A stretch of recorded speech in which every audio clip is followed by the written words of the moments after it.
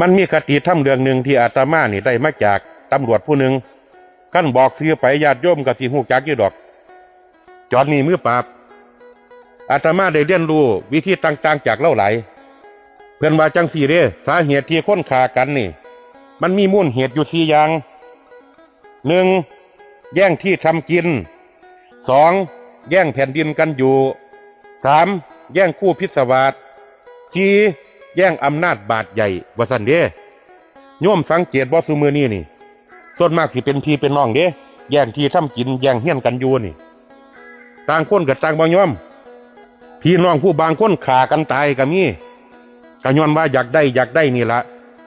มันนี่แย่งคู่พิศวาสมี1มาพ่ออยากได้2อยากได้3เอาไปเอามาก็ไปเรียนผู้สาวเขาไปเรียนเมียเขา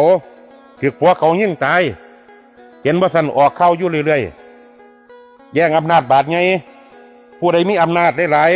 ผู้ใดเก่งมักสิได้อำนาจนี่ไปปกครอง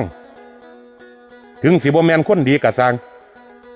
อันนี้ก็เป็นสาเหตุที่เฮ็ดให้คนฆ่ากันเจริญพร